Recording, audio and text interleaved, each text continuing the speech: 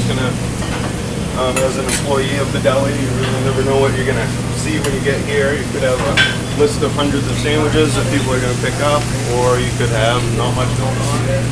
You think big G's, you think big food, big sandwiches, big amounts of pasta, big toast, big breakfast. The only thing we don't really make bigger than what you usually find in a restaurant is probably the eggs over easy. Because you're not going to use goose eggs or anything like that. So we met at a bowling alley. We've known him since he was on Halifax Street. That's quite a few years ago. And he moved here. Well, thank you for this food. We ask you to bless this food. I think what has made our business is really our customers, because they've told me what they want, and we get it, They tell other people about our business, and they bring them in. And that's the basic part of our business is our customers. Because we've been coming here About 10 years. Yeah. My kids who have graduated from this era years and years ago, every time they come home, Mom, we have to go to Big G's. I mean, Yeah, my daughter I too. live Oh, in yeah. Belfast right now, and when our kids come home for Thanksgiving, one of the highlights of their visit is to come to Big G's. I think it's the whoopie pies they really like, because it's so huge that one whoopie pie can serve 4 people. It is so big, and they remember those things. It's on Monument Street first. And a lot of the Colby kids hung out there. 2 or 3 co-eds from Colby came in, and I was kind of shocked. How did they find out about this? So I talked to them a little bit, and my wife talked to them, and they had their sandwiches, and they watched Cheers, and they really enjoyed the sandwiches. And then the next night, they brought their boyfriends or friends or whatever. There were 4 or 5 guys and 2 or 3 more girls, and that's how we got popular again with the Colby College students. Yeah, people call randomly and always ask where the place is. People out of state even come here with a lot, huh? Oh yeah, I always wear my Big G's t-shirt when I go out of town on vacation. Yeah.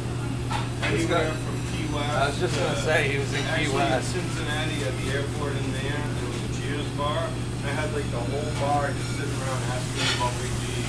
Like 10, 15 people, And anywhere I've gone, Colorado, Florida, different cities in Florida, there's always someone, I know that place. The time that we had the most students was when we were on Halifax Street, and Colby Parents Weekend, the line would go all across the deli, outside the door, and completely around the building. And I used to just going as fast as we could, making sandwiches, and I used to think, why are these people waiting so long to get a friggin' sandwich? We have an omelet named after Bill Clinton, which is bologna and American cheese. Sometimes we make up sandwiches when someone comes in that we want to have a sandwich named after, and we'll just pick a combination of something we don't have on the menu. Because we were going to name a sandwich to Bob Marley, and he thought it was a good idea, and he was supposed to stop in. So I told everybody, some of my friends and all the staff that weren't working, they all came back. They wanted to meet Bob Marley. He never showed up. It was a little embarrassing, so I called the woman I had made contact with, one of his publicists, and she said, "Oh, I'm very sorry, Bob was invited to a party in Portland or something. He had to go to something. He just blew us off." So I changed the name of that sandwich to Larry the Cable Guy. A few of our employees have come up with good combinations. We've named things after them.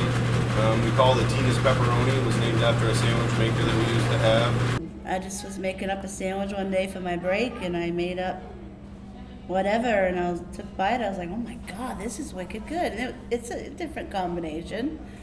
And I had the girl Sharon that I was working with at the time. I said, try this is good. And she's like, you gotta make that for Jerry, he'll love it. And I'm like, maybe I'll get a sandwich named after me. And I did. He goes, we're going to make this a sandwich. I was like, no way, Jerry. He goes, I said, can we name it Tina's Pepperoni? He said, absolutely. It's really nice to work in a place, I think, ask around to the rest of the employees also that, you can be proud of. I would say at least most people that work here enjoy it. It's not bad at all. Really? Some days are a little stressful and it's really busy, but I guess that's anywhere. It's pretty set back here. If you do your job, you're good. It's fun. We always have fun. There's not a dull moment in Big G's. Everybody's got jokes. When it gets busy, we try and stay positive so everybody keeps upbeat and they want to keep going all day. It's like family. Carol's the mom, G's the dad. So if we ever have a problem, we can always go to them. It's great. It's the best job I've ever had. We're always yelling, yapping back and forth, trying to have fun, make fun out of, a regular job, the way anyone would really. It's a pretty good way to get back and forth to work. I buy probably $5 worth of gas every couple of weeks. So, let me get going here.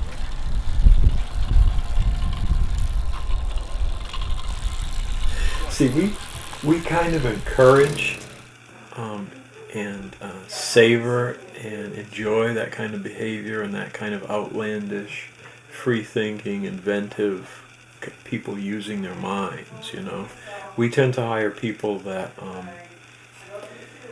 are not perfect employees. If you look at a 1 to 10 list of what you're looking for in an employee, but people who are going to enjoy working in our environment.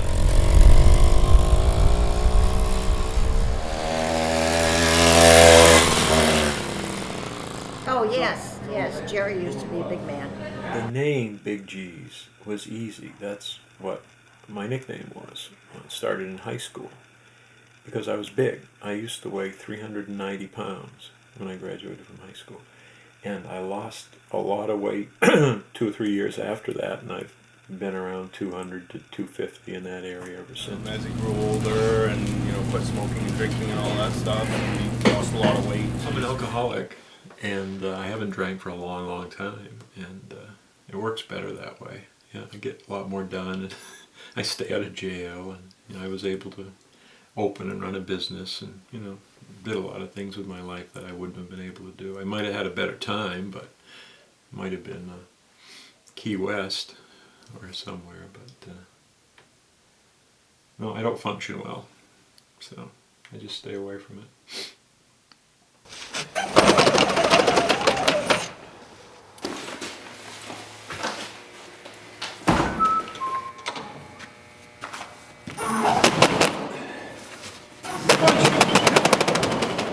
Let's go. This is Sugar. Come on, girls.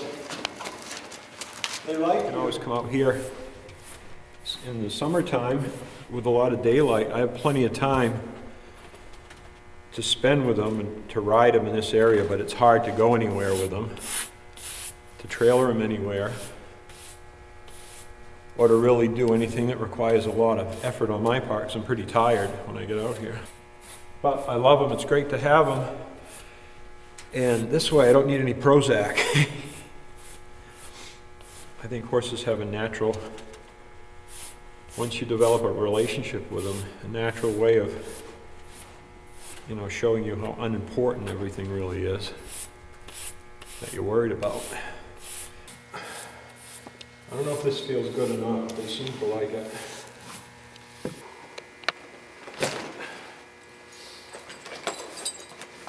We used horses for everything, a whole while, and then all of a sudden we had cars and trucks, and we kind of put them by the wayside. But we lost all of the interaction. Like when you're with a horse, it isn't like driving a vehicle or sitting at a computer keyboard. It's more like you're sharing whatever you're doing with a horse, and you're asking it to do things. So you can learn a lot about just being with people by hanging. That's why I said when we went to cars, we lost a lot of that basic body language and nonverbal communication, and And if the door's closed, Sugar gets right away that Shy isn't coming in. Good girl. Good girl. Yes, good girl. Bye. That's a good idea. Clean up that hay, guys. All the snow comes off the roof every time it snows. This is just from the last storm. Just out of desperation, we put like 3 pounds of dough in this big, it was like a meatloaf pan or something. And we cooked that along with the other Teslos we were doing, and it came out huge, about the size of our bread now. And it just hit Bob and I. Let's just make huge fucking sandwiches. Because the size of them, you can't eat them. You have to cut it in half. And I think that was a good hook too in the beginning.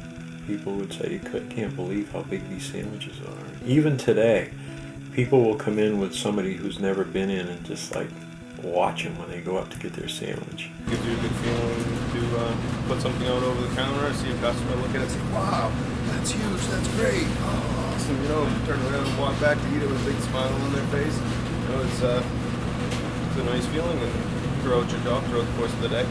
We've never changed the way we make the sandwiches. We've never changed the size of the sandwiches. We've never changed our attitude about